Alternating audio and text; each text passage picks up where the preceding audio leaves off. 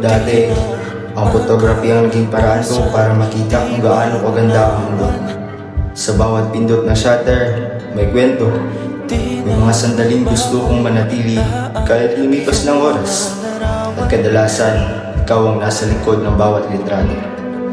Magkasama tayong kumukuha ng mga larawan, mga tanawin, simpleng bagay at mga sandaling para sa atin lang. Dahil sa iyo, mas minahal ko ang photography.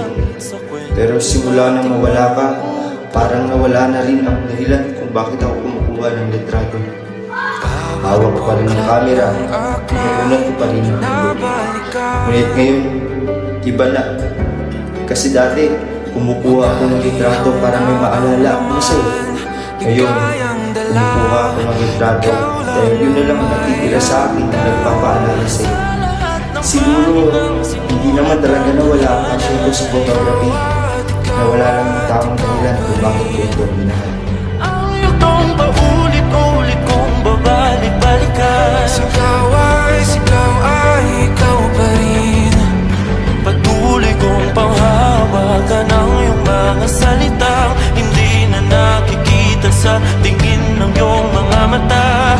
Ngunit kung sarado na ang puso sa nadarama, pwede bang isipin mo kung bakit tayo nagsimula? Ating katotohanan ay naging isang nobelang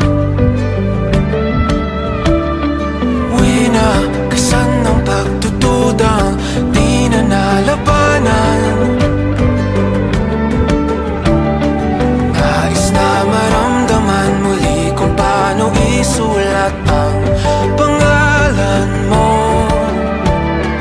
Ngunit bawat letra'y mahirap nang iguhit dahil binubuo nila ang iyong mga pangako.